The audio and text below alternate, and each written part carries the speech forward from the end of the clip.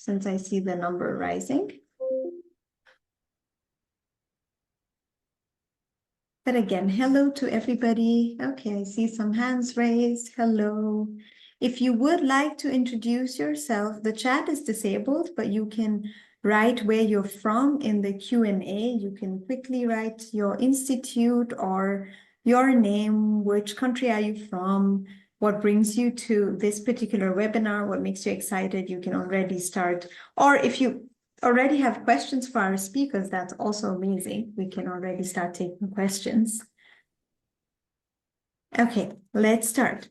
Hello, everybody. Greetings to everyone joining here from all around the world. This webinar so far has been quite successful because we've gotten an enormous amount of registrants, which is 1,000, and we're very, very, very happy that you showed interest, and we see that the number of attendees is also increasing. So it's quite an achievement to see that there's so many people interested in this particular topic and in listening to a webinar.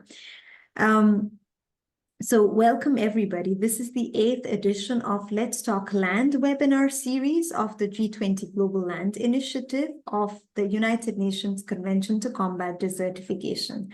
The Let's Talk Land series is a space where we bring together innovative mind, policymakers, practitioners, and stakeholders to explore groundbreaking approaches on land restoration and sustainable development.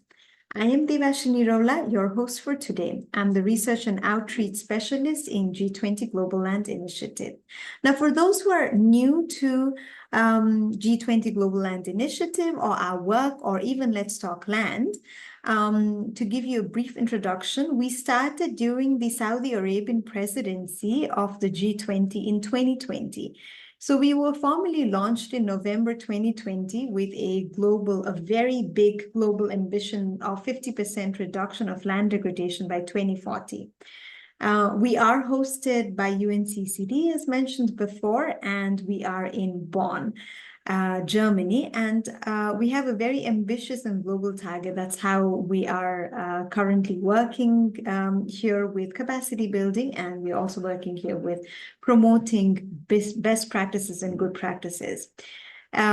Today, in this session, we are partnering with Institute for Applied Material Flow Management, and the topic of today's webinar is the Sahara Renaissance, a green future for Mauritania's arid land. Having just been back from the Sahel, and I had the opportunity to look at Mauritania and see how Mauritania is. It's a very, very important topic, and it's a very exciting topic for us and also for our partners to share their great work. Now, they're here to highlight a transformative vision, turning some of the world's most extreme challenges in arid landscape into a hub of climate resilience, in green innovation and socioeconomic opportunity, which is very crucial. The Sahara Renaissance Project, the SAREP, embodies the spirit of G20 Global Land Initiative as it aligns with global priorities around land restoration, carbon sequestration, and climate-smart economic growth.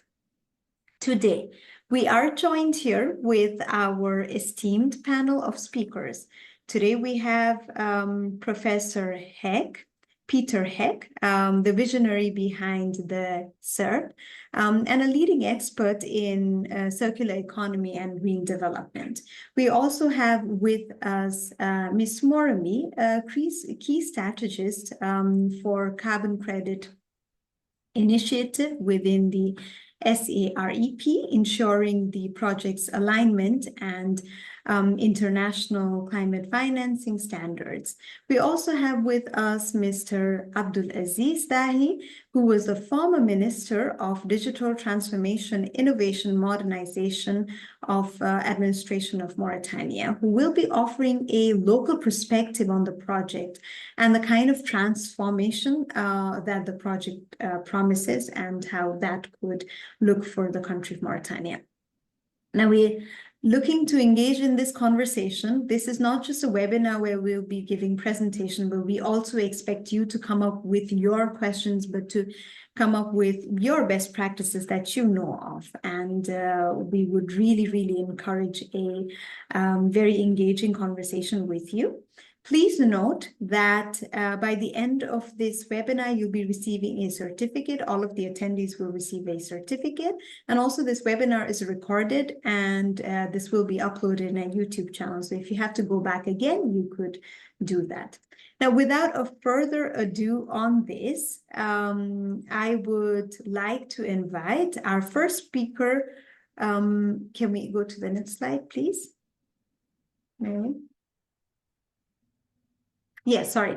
Also, I have to go through the segments of the session. We will have a 35 minutes panel discussion where we'll hear from all the speakers, after which, sorry, the panel session, after which we'll have a discussion of 15 minutes where we will be picking question and answers from you. So as soon as you hear somebody, as soon as you hear a presenter, you can start asking your questions in the Q&A. That way, you will be assured that we will be picking your questions. And then we'll have a quick closing remarks where Professor Heck will be talking about a conference that they're organizing, and that's, again, another great opportunity for you. That is how we end this webinar. The next slide, please. Okay, so our first speaker, who is Professor Heck, is the Managing Director at the Institute of Applied Material Flow Management. As a Managing Director, he is the mind behind the SAREP's vision. He's been coordinating all projects and activities. Now, without further ado, since we're also running out of time, I would ask Professor Heck to please present his slides. Thank you so much.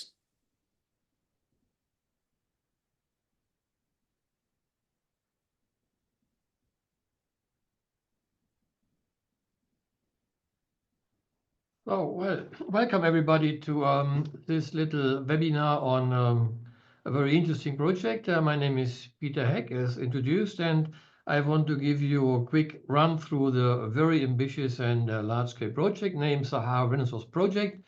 It's about adding value to African country, Mauritania in this case, digging for new resources and doing a very efficient, intelligent climate protection through a kind of desert greening. Well, just one slide. I'm coming from the Greenest University in Germany. We are zero emission campus. We have been zero emission for 25 years. So what we are doing all over the world is what we are also doing at home. It's a very fascinating place. So we are not emitting any fossil CO2 emissions. Having said this, let me go to the sense of the matter. We're all talking about avoiding carbon emission, the blue part. You all know this, but you also might be aware that avoiding is no longer enough. We also have to start catching CO2 from the atmosphere and storing it in terrestrial systems. This is a demand we need, and we need to do it quickly and large scale. And we call it carbon removal approaches. And the place to do this is mainly in unused lands, and I will show you later in the next slides. So the problems we are going to solve with SAREP, the reasons why we're doing SAREP is the climate problem, which you all know. There is policies here, and that's what we need to do. There's a huge gap. So we have to work harder and more and think about more efficient, intelligent solutions. We are not yet there. We have a biocapacity problem. Our ecosystems are suffering. We cannot take more biomass resource from existing systems. We establish new systems. Our biodiversity is declining all over the world, so we must do climate protection and enhancing biodiversity. This cannot be a trade-off between those two. And very important for Europe, and I'm talking as a European professor, German professor, we have a migration crisis, which creates misery all around the migration lines in Africa, on the way to Europe, in Europe, and we are focusing on getting those people who need to migrate an opportunity to stay, to work, to educate, and then maybe migrate as an educated person with better opportunities. So basically, carbon sequestration in soil, catching carbon is nothing new. If you start planting trees or whatever you do in planting, you organize a new soil life. And soil life means CO2 no longer in the atmosphere, but in soil. And soil carbon sequestration can be the solution to our climate problems. In addition to avoiding CO2 emissions, it is the solution because soil can take a huge amount of carbon, and they get better by doing it. They get better. And the desert soils especially, what you see indicated here, if we develop them into a kind of photosynthesis area, they could undo global warming. This is technically not a big issue. It's a financing and a managing and a political issue.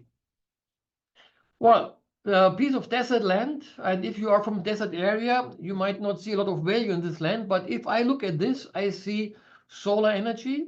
I see land which is easily available, so not expensive or even cheap. And if there's an ocean close, I have water because I have a lot of energy, solar and wind. And then I can store carbon on this land because I can plant trees. From 80 to 120 tons of carbon per year. And if a ton of carbon is 100 euro, you can imagine the potential turnover I can have on a piece of so far unused desert land. I can produce biofuels there. I can produce timber, charcoal, pellets, wood chips, or green carbon for chemical industries. And I can generate jobs because biomass by definition needs people to take care of. So I can have a lot of benefits for a so far unused, undervalued land. To put it in a nutshell, we have water because we can desalinize. We can desalinize by using solar and wind. So a carbon neutral, salt-free water. We add nutrients. We add nutrients by adding mineral nutrients, but also by planting special trees who can catch nitrogen, for example. And then we have a blend growth. And you can exactly monitor and watch how the plant is growing, how the tree is growing. And while growing, it's taking CO2 from the atmosphere and storing. And then we can manage the storage capacity, can sell the storage as a certificate. Morimi will talk about this later a little bit. But you also can sell the biomass itself. And we can do a hybrid, storing and selling. So we have a risk sharing opportunity, and we have a lot of employment creation opportunity.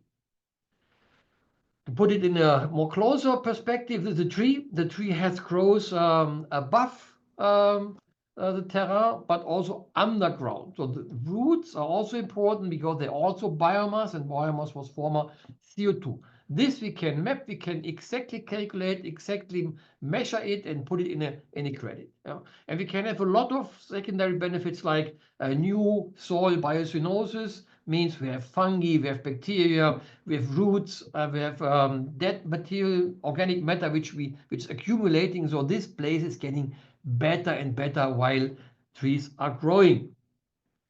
Well, how could it look like? If you are from a desert country, you know how deserts look like. I will give you a picture later on from Mauritania. And this is also a picture from Mauritania. It's a park in Nouakchott, in the main capital of Mauritania. And what we are doing, we mainly want to plant trees which are already in Mauritania. They are there. And the desert land could look like this in 1 year, 2 years, 3 years, and it will slowly grow. We have a huge park with trees already existing in Mauritania. And of course, some houses inside where the employees are going to work.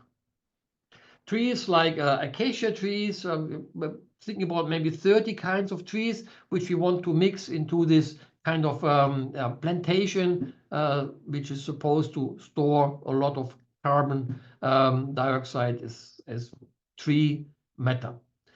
Comparing our approach, this is a SAREP approach to existing carbon capture technology. It's a technical approach. It works, but it's very small scale, very difficult to scale it up, and it's still very expensive. You see this. And then we have the algae people, which is a fantastic approach, but also yet still needs to be upscaled and to be optimized with regard to economics. So our approach for high quality certificate from ecological, social, and economical perspectives is so far one of the cheaper certificates in the market. So why Mauritania? Frankly spoken, before I went to Mauritania, I also could not answer this question. But after I went there, I realized it's a fantastic place because wind and solar is one of the best in the world. And we have space. It's an empty country, not many people living there, most in the south of the country. Then we have problems in Mauritania or coming from Mauritania with refugees. People are migrating in Mauritania, creating a problem in Mauritania, but also starting migration from Mauritania to the Canary Islands. So Europe is heavily interested in working with Mauritania in getting a positive solution to this migration issues. And of course, we have a lot of resources in Mauritania, which we could activate by adding education, formation, training to people. That's why we asked the government to lend us land for, let's say, 50 years. And we asked for this big dune. Now, it's a sand dune. It's 50-meter wide, 20-meter high, and 400-kilometer long. It's between Nouakchott and Nouadhibou, economic center of Mauritania. And this dune, basically, after a few years of negotiation, was allocated to the SAREP company. There's a SAREP company. It looks like this today. This is 2 million hectares. The pumping stations for the ocean water will be here, and there will be a long distance pumping into the desert to create the situation, the condition to grow trees. Today it looks like this. It's a hyper-arid area. There's nearly no rain at this place. So we must bring all the water the trees need. We must bring to this land. It will come from this huge amount of ocean water. In this place, we will of course we will look to after the ecological aspects. Like this is xerophyll plants. We will protect these places. There are not many of this, but we'll protect them. We will not plant trees here because we already have trees. We'll protect it and we'll map it and show it to tourists maybe, but we will not destroy places like this. There's no roads, there's no infrastructure, so we have to create all infrastructure as well if we want to work on this land. We set up our office in December. This is our local engineer. This is a local representative from the province where the project is located. This is a team of specialists from the Mauritanian government working on our contract. And this is an on-site visit on our land. See the ocean in the background, and then the desert starts immediately. Local manager here in Germany is Miriam, who's also in the call, the Moroccan specialist. Felix, the German, is our financial officer, and this is my technical partner doing the water desalination technology. And this is Abdullah Ibnu from our local engineer leading all the technical aspects in Mauritania.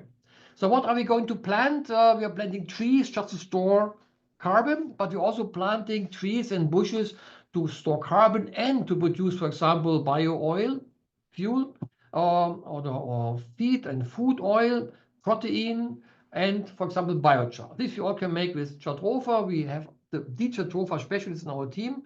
We did some jatropha experiments in Layun in West Sahara 10 years ago, and we know jatropha grows very well in the desert. If there's water, the trees will grow. But you also will do onions. Onion is one of the key food diet aspects of West Africa, 40 kilogram consumption per capita in year, and onions are always in short demand. And we want to grow onions in the desert, in the Sahara, to supply Mauritania, and maybe even go beyond Mauritania. This will be a food self-sufficiency with regard to onions and other things organized by a climate protection project. So we are not only protecting the climate, we are also offering food, and we also will offer water to people. It means this is a positive side effects we need in climate protection to make climate protection acceptable by people all over the world, even poor people who have no money to invest in climate protection. If you go for onions, and SAREP is a business project, a green business project. So if you look for onions, the investment for onion on a hectare is 9,000 euro. The revenue is 17,000 euro with market prices from Nouakchott. So onions in the desert can be a business. It's not just protecting the climate and then spending money on onions. No, you can make money with onions. It always starts in November, December this year. Our investor promised to release the first chunk of money, and then we will invest 7 to 10 million euro and start with 1,000 cubic meter water and 50 hectare of land cultivated. We will make a kind of Gulliver world, a small micro copy of the huge project to show investors and politicians and local people how the desert will look like in 5, 10, 15 years. The next step will be in 30 months. This will be already 120 million euro investment. You see the water price goes down the bigger we get. Here we will plant up to 1,000 hectare. And then the next step will be a large scale 100,000 hectare project, which will already be a large investment. We are talking to investors about this already right now. And you see the water price goes down to 40 cents. And here we have the business case. With this price of water and a certain price for the certificates, greening the desert can be a green business. We can save the world by offering investors a green opportunity to put their money in the sand in Mauritania. So they have a lot of destination units. All is something like this 6 billion euro investment. And then we use solar and wind energy. You see the wind turbines, solar here, yeah, to organize destination and the pumping process. Yeah, and then we will push the desert away and start greening. We will have huge water pipelines transporting the water. We'll dig the trenches this year with these big machines coming from Germany, and in between we'll have piping stations and water storing stations which need to be maintained, yeah, to assure that the water always will be there and the plants always will have water. We will have a harbor built because we need a lot of technology imported, put into the country, and will export a lot of commodities. So we need a harbor, all carbon free, zero emission, and the harbor will be together with a new village, SAREP village, also a carbon neutral village. And then from this, we will push the greening into the desert, into the hinterland. As we get financing, we will start piping and pumping and desalinating and planting. So now you will ask yourself, how can this be financed? It's a lot of capex, a lot of investment, but investment is not a problem if you have a kind of revenue from investment. This is to show you how McKinsey looks at the demand for carbon storage certificates. And the demand will be skyrocketing because all over the world, companies, associations, communities, governments will look for compensation of what they cannot avoid. Yeah, this will be a huge demand, and McKinsey talks about up to 13 billion tons a year demand. And our project, which is now the biggest project in the market, only can contribute maybe 1% in 2035 and maybe 10% in 2050. So there's room for a lot more projects like this.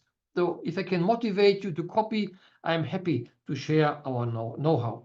Also, what the EIB predicts, European Investment Bank, what the cost for a ton of carbon, many of the renowned specialists, they predict more than 100 euro for a ton of carbon.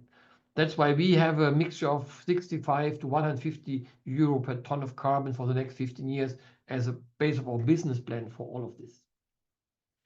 Now we are fully compliant with the SDGs because we are planning the SDGs. We are not modeling a project to be sustainable. No, we are planning from the scratch a greenfield sustainable project. So all gender issues, all social issues, all energy issues, habitat issues, we consider them from the very, very beginning. To put it in a nutshell, seawater available without limit, wind PV available nearly without limit, creates a lot of fresh water. Yeah. And the first phase, we will use 100,000 cubic meter. We'll produce 40,000 cubic meter fresh water. Then we'll have a brine. This is the remains after you have fresh water. For this, we will organize a kind of brine recycling. It's another very nice opportunity to make business, to add value to the people in Mauritania, creating magnesium, potassium, sodium, and calcium resources from the brine. The fresh water goes into creating a huge photosynthetic system which every day catches a lot of CO2 and put it in the soil and in commodities, and we can see it growing and see people taking care of it, being paid by the international community who wants to protect the climate. Side effects are also, aside from this brine management, the hydrogen. our investor, he wants to go for hydrogen. He wants to produce hydrogen in Mauritania and want to marry hydrogen with the existing iron ore products in Mauritania. Not exporting hydrogen, no. Adding value to the hydrogen for the iron ore in Mauritania, exporting a pre-product. This is, I think, what the Global South needs: more investment in technology and know-how. Well, to summarize objectives, it's not a helping project. No, it's a green business project. So we're organizing a place for money to come. It's a climate change mitigation project by storing and avoiding CO2, but also by helping Mauritania to adapt to global climate change, because they're one of the most seriously affected countries in the world by climate change. They're losing land because of desertification. We have a lot of development aspects. We are planning to create 400,000 jobs. For every 4 hectares, 1 employee. Together with the families coming, there will be more than 1 million people under shelter and education. The jobs, education, training, cheap water for the people. And we hope that we can offer the migrating people an opportunity to stay and help to build a carbon sink for the international community, and being paid for this as skilled labor. And also for the biomass production, the whole world, the industry needs green carbon in many, many kinds. We can offer, aside from storing, we can offer commodities, fully sustainable, fully compliant commodities. Yeah, there is a SAREP company, a development company, which will organize all this, which will collect the money and develop the different parts of the project, whether it's the brine mining, hydrogen, or the afforestation. This company is closely cooperating with the Mauritanian government. We have a contract. We promise a lot to the government in order to get land for 50 years. We signed the MOU in Dubai, the COP 2 years ago, and signed the LOI last year in Nouakchott, and we are shortly before signing the final contract for the 2 million hectares with the Mauritanian Minister for Economics and Finance. It's supposed to happen in the next days. Summarizing means SAREP uses state-of-the-art technology. We are not inventing anything new. We are just using existing technologies. We are combining them. We are scaling them up to get economy of scale benefits to make climate protection affordable for the international community and for an African country. We produce a lot of water, so we can give to the people water for drinking water and for their daily needs. We have a lot of water available because of the solar and wind resources. The water, land, solar energy nexus creates a lot of storage opportunities, nearly unlimited. We can actually store 1/3 of Germany's emissions every year in this 2 million hectares of land. That's really a lot. We offer large-scale opportunities to produce new sustainable commodities like steel, based on the iron ore facilities of Mauritania, and you offer employment, education for local people and migrant refugees. It's a green business model for climate mitigation, carbon storage, poverty alleviation, greenhouse gas neutral steel production, food security, because you also will make sure there's enough food produced on this land for the people in Mauritania. Well, if you want to contact us, this is my email address and the email address of my CFO, because most questions go for the financing, but you also can contact Miriam, the SAREP manager, or Morimi for the carbon certificates. We'll have a big conference on the 14th of May, going much more in detail. You are invited to participate physically online or online. Miriam will share all the contacts from this with you. Thank you for listening, and I hope I could tease you a little bit on thinking with us on greening the desert in Mauritania, but maybe other places in the world where we could do this. Thank you so much. Thank you so much, Professor Heck. It sounds extremely exciting, and actually it sounds a very thought-through project. It's good to see that projects are thinking of sustainability, but with business cases, which is extremely important, and has a very good vision to bring in governments together, to bring in different agencies and different stakeholders together. And now, to talk more in depth about the carbon removal strategies of the project, I would like to invite our second speaker, Ms. Tokuyama. Miriam, if possible, could you please share your screen? Okay. We have Ms. Morimi with us, who is a project manager at IFAS, who plays a key role in shaping the project's carbon removal strategy. She has great expertise in carbon management, and she ensures that the project complies with international certification. This is something that Professor Heck has already talked about while delivering meaningful climate actions. So over to you, please. Okay, thank you so much, Devashree, for the introduction, and thank you everybody for joining the webinar today. Okay, I will be sharing today how SAREP is delivering a high-quality carbon removals while also creating a real impact in community and ecosystems. And I hope that everybody also finds as inspiring as we do. And before diving into details of SAREP project, let's first talk about what a carbon credit is. So a carbon credit represents 1 ton of CO2 either prevented from being emitted or removed from the atmosphere. So there are 2 main categories for carbon credits. One is avoidance credits, the other is removal credits. While avoidance credits come from activities that reduce or avoid emissions from fossil fuel or protect existing forests, carbon removal credits come from activities that actively lower CO2 concentration in the atmosphere. So currently, the VCM or voluntary carbon market is under increased scrutiny since especially after the Guardian published an article criticizing one of the carbon credit project type called RED+. RED+ projects focus on protecting existing forests, which generate avoidance credits. And this type of project face some challenges in proving additionality and in delivering clear, measurable emission reduction outcomes. But SAREP is different.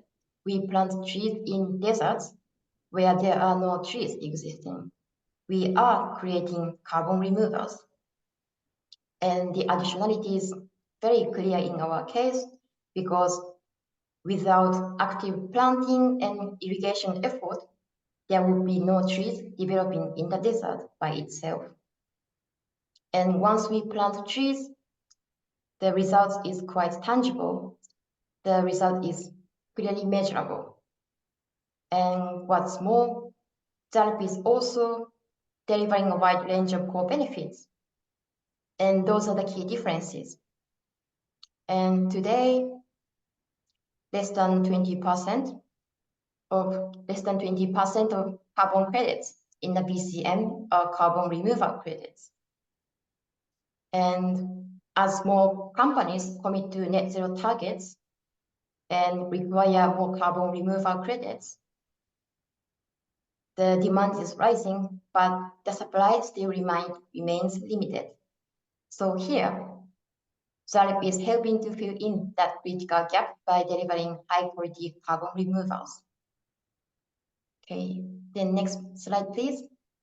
Okay, so the demand is rising, and the carbon credit price is also expected to rise. This is a projection from Bloomberg. It projects that carbon credit price is going to reach 200 USD per ton of carbon credit by 2040. And this estimate is not overly ambitious, since the VCM, voluntary carbon market, has been steadily improving in responding to the past criticisms.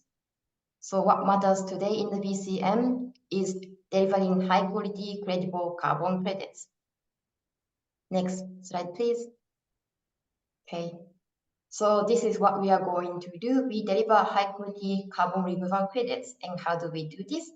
We follow a transparent and rigorous process to issue carbon credits.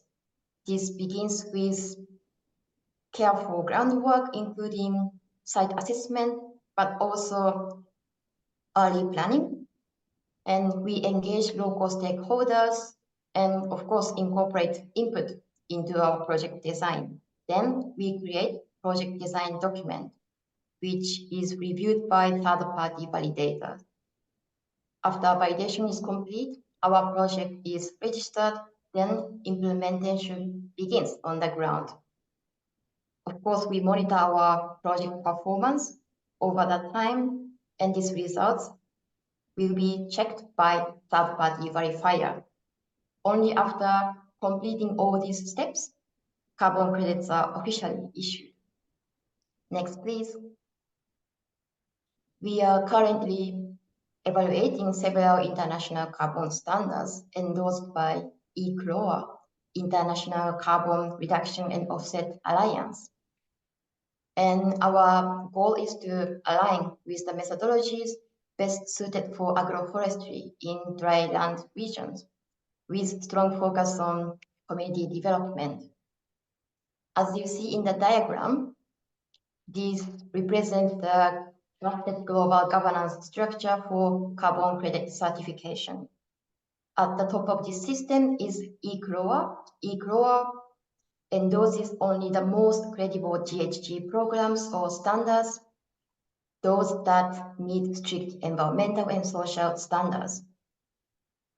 And GHG programs such as Gold Standard and they are basically built on ISO standards. So they act as a bridge between ISO standards and project implementation.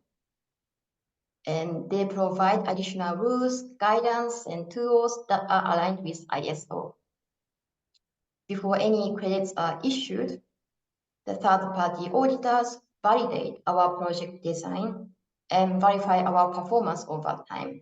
And this is how our project is safeguarded to ensure high integrity, and also how we turn our ambitious concept into verifiable climate impact. Next, please.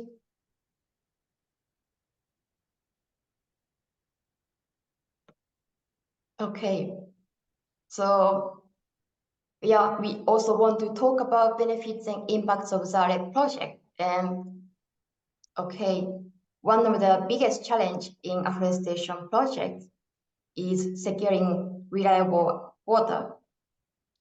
And this is especially important, but also becoming difficult as the climate becomes more unpredictable. And we ensure constant water supply through irrigation.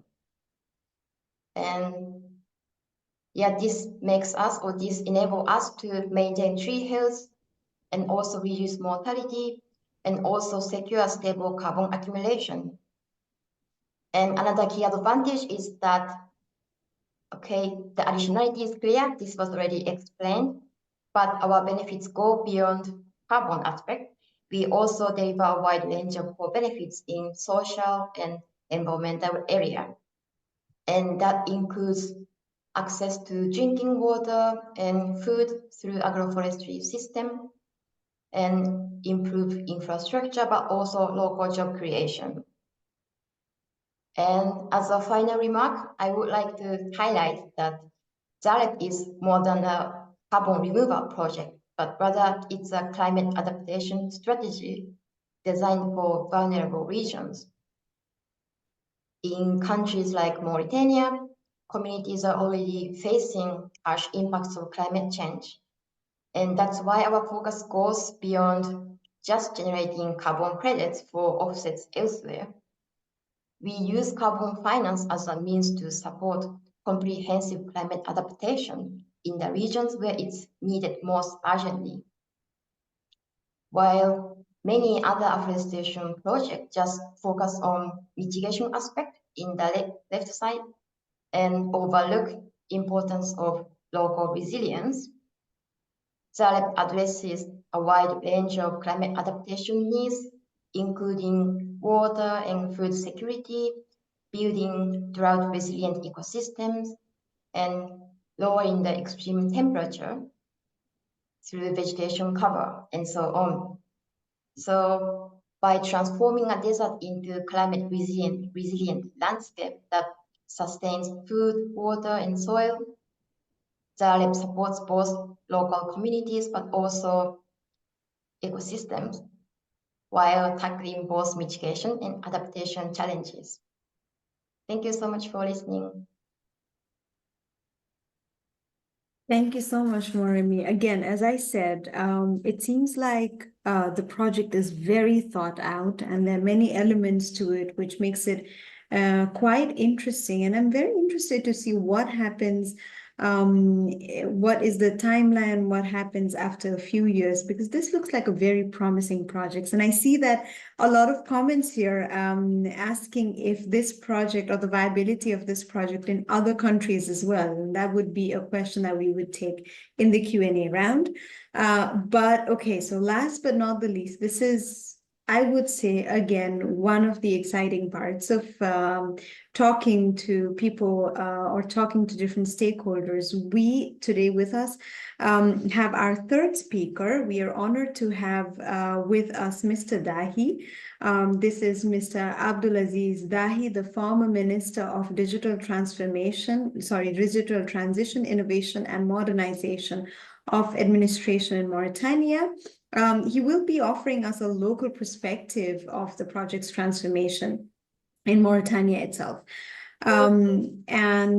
Perhaps let's listen to him as a Mauritanian, as somebody who's worked with the government, as to how this could, this project could define, or how this could change some of the aspects that, or some of the issues that we've talked about in the presentation.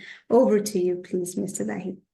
Thank you very much. I'm honored to try to share with you today a local perspective on the SAREP initiative, and maybe try to explain why I believe it represents a historic opportunity for Mauritania. So next slide, please.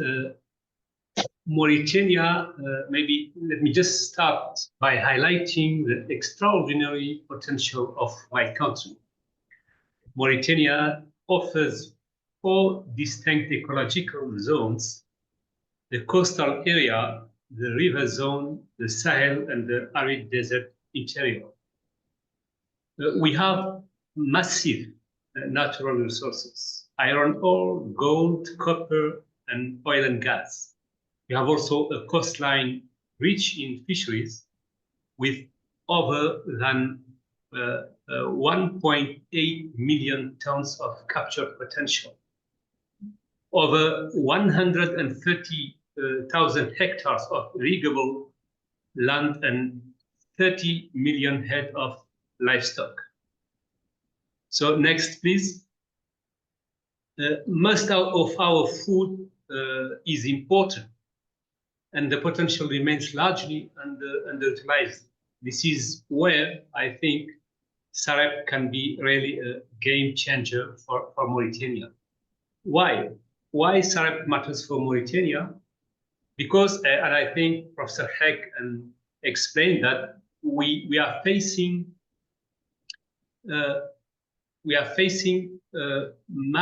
major challenges today. Despite our vast resources, Mauritania faces real challenges. 85% of the country is desertic, and land degradation is a serious threat. Over 18% of land is already degraded, but over 19 million hectares can still be restored, and that is really a good news. Youth unemployment is over 24%, and more than a quarter of the population lives in poverty, mostly in rural areas. We also face growing food insecurity, climate stress, rapid rural to urban migration, and as mentioned before, we are also facing today massive illegal migration, particularly from the Sahel countries. So SAREP comes here at a critical time and responds directly to these challenges. Next slide, please. SAREP offers 5 strategic solutions. First is revitalizing degraded lands through reforestation and carbon sequestration, developing new industries such as green hydrogen, biomass, solar energy, etc., creating sustainable jobs across rural areas, strengthening food and water security, and reinforcing resilience to climate change. This is not just theory. This is about changing systems at scale. Next, please. So what are the impacts at the national and the local level? At the national level, SAREP can be a true driver of transformation. Environmentally, it will combat desertification and restore biodiversity. Economically, it can create thousands of jobs in agriculture, energy, logistics, and infrastructure. Socially, it will reduce poverty and rural exodus, while improving living conditions in some of our most vulnerable communities.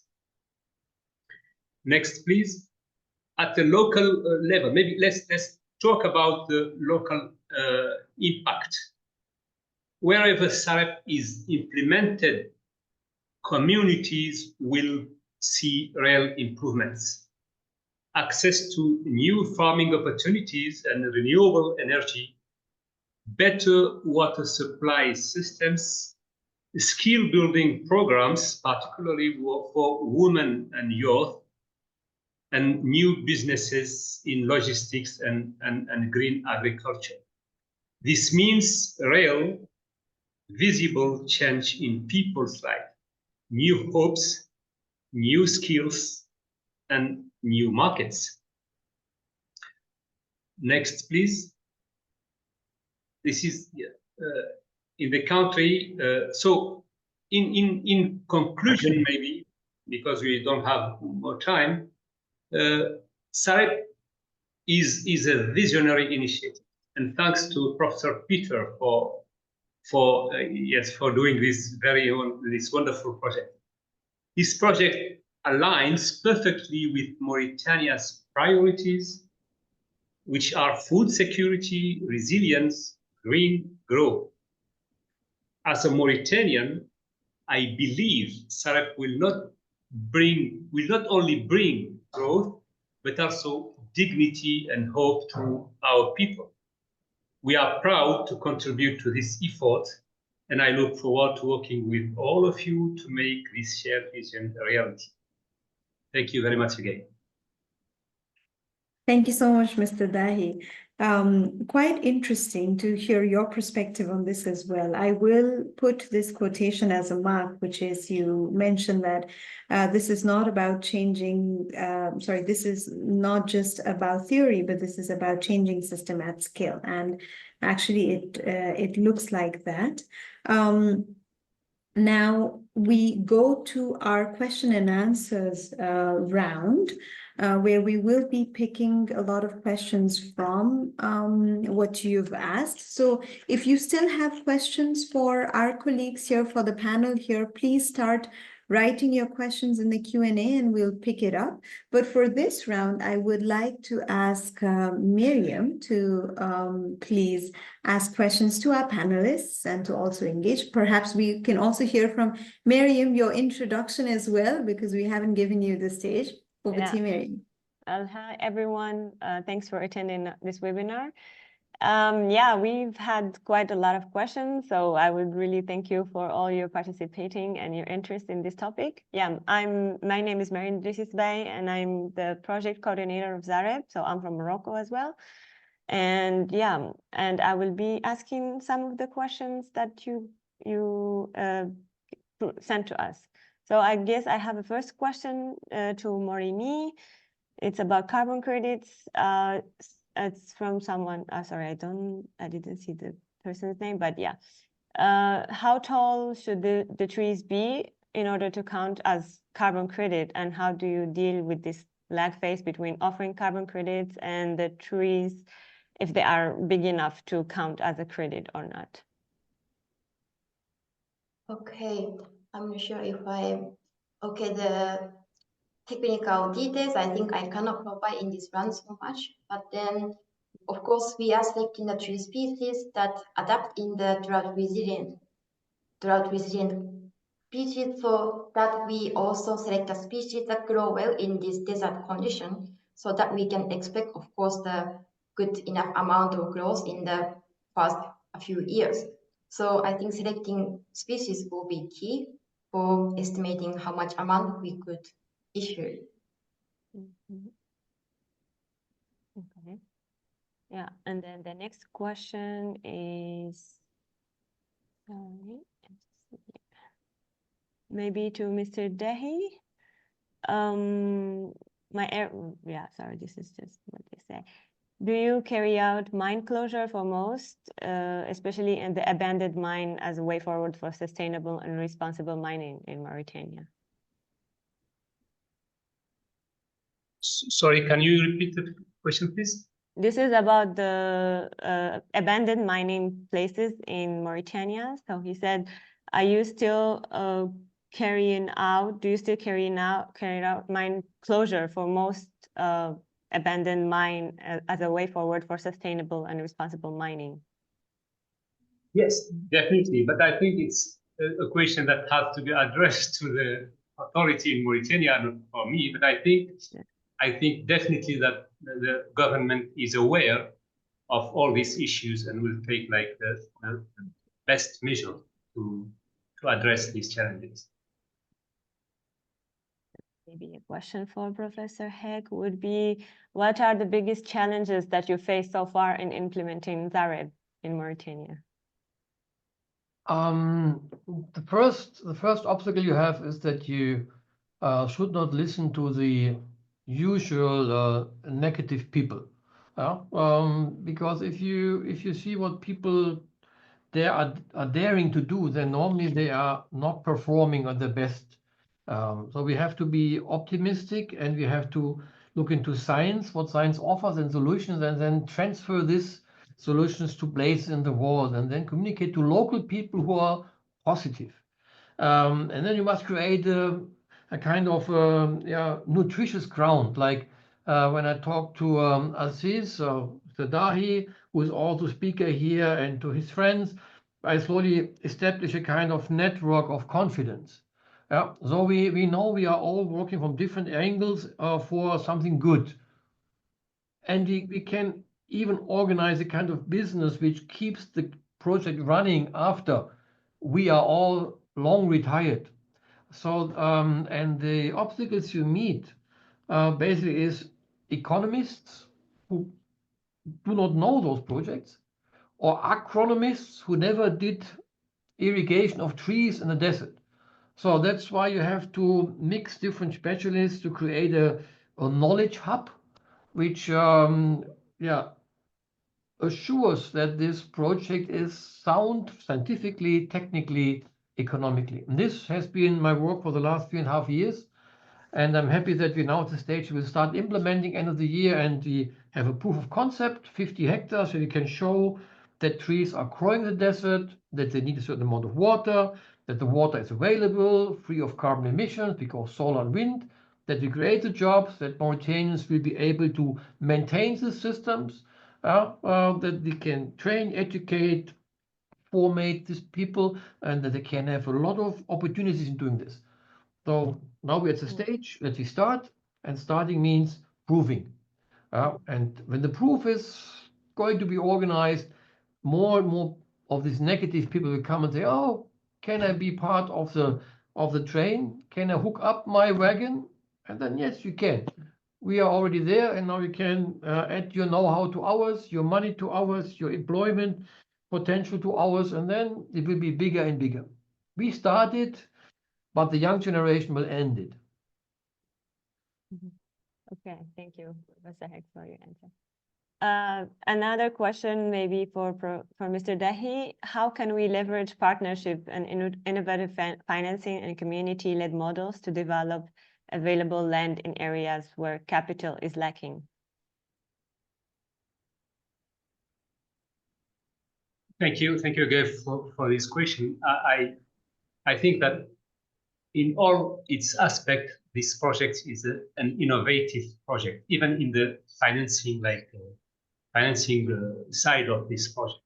So by putting together the government, private sector, researcher, international organizations, and development banks, I think this project by itself can leverage a lot of interest in terms of financing. But the main challenge is that because it's maybe the first project in this size, it can be sometimes very harnessful to convince the main parties. But definitely, I think that the project by its innovative approach, and maybe by addressing the main challenges the world are facing today, and particularly Africa and the Sahel region, the financial aspect will definitely not be the main challenge we are facing, and definitely we got many interest in this project. Thank you very much. Now I will hand over to Devashree for the closing remarks. Thank you so much, Miriam, and thank you so much, all the colleagues, for joining. I've seen that we've retained a huge chunk of participants here, so it seems like it was quite interesting of a conversation, but also seems like there are so many little aspects and nuances to the project that is very interesting to talk about, and a very holistic project in general. So as you can see, it's a very heavy topic in the sense that there are many elements to it. And you can get more insights on a conference that the team is doing, for which I would like to ask Professor Heck to elaborate on the conference and to invite everybody. Perhaps while we do that, Miriam, you could also share the registration link for the conference. You don't have to be attending in person altogether. You can attend online as well. Miriam will share that in the chat, but Professor Heck, over to you for more information about the conference, please. Thank you so much, Devashree, and giving opportunity to make a little bit information about our conference. The third SAREP conference, and it's a kickoff conference, means we have our investor on site who will finance the first steps. We will exactly talk about what trees we are going to plant, how we are making them grow, by what kind of irrigation system, how we are going to produce desalinized water, what are we doing with the brine. We have speakers on brine management. We have speakers on the on hydrogen potentials from Mauritania. So we want to give an overview of all those added value opportunities of SAREP in Mauritania. So it's a little bit global, but also very local.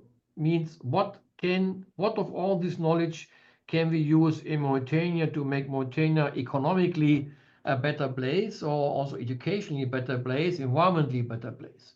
We have speakers from Mauritania, we have speakers from international organizations, and we have speakers from the academia and from companies. So it's a real public-private conference, down to earth, hands-on, means after conference, I hope you will pick up some tools, go in the desert and start planting. Thank you so much, Professor Heck. So now we conclude the webinar. Thank you so much, everybody, for joining us from across the globe to this 8th series of Let's Talk Land. We really appreciate you joining and the interaction that we've seen. We extend our deepest gratitude to our distinguished speakers. We have Professor Peter Heck, Ms. Morimi Tokuyama, Mr. Abdel Aziz Dahi, for sharing this knowledge about the project that you're doing, and also perhaps giving a bit of an insight of what can be possible in a region like this and how a holistic project is developed.